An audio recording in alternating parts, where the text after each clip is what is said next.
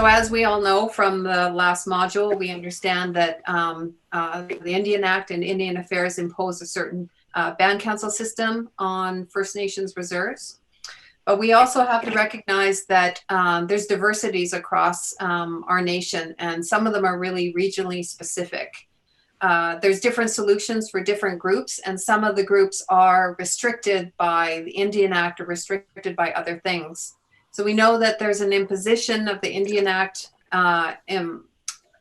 forcing Western ideologies of governance onto nations who already had their governing systems in place. So we can't say definitively that all nations are doing this or all nations are not doing that. So we have a diversity of that kind of thing. And so, Paul, you want to mention something about Adam's work?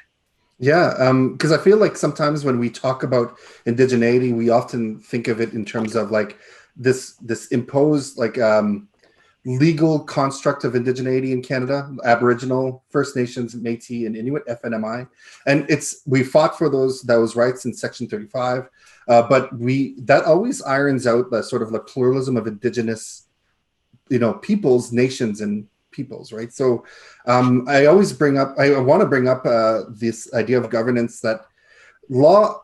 Sean talks about this, and Sean can talk about it too, is that law informs governance, right? So laws are like, what are Indigenous laws, right? Like that there's this collectivity based on kinship and engagement. The long and the short of it is that collectivity is a super important aspect to how law and to Indigenous law and Indigenous engagement in nations and between peoples who are human and more than human, right? And we can read a lot about this. It's really excellent.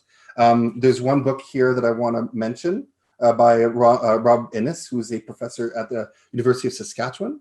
Really amazing book on Cree law, on our elder brother, who in Module 1, Tracy talks about, which is really amazing. So it's about like, it's called Elder Brother and the Law of the People.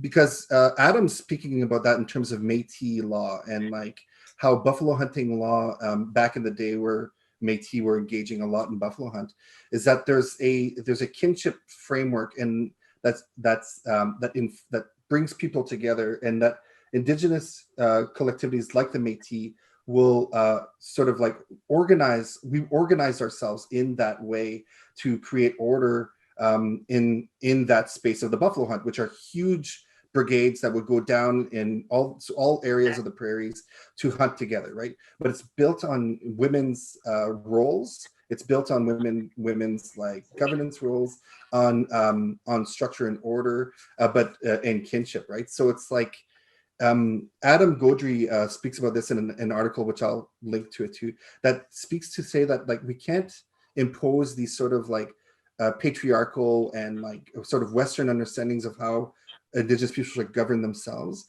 because it gets away from good relations and it gets away from the sovereignty of collectivities, right?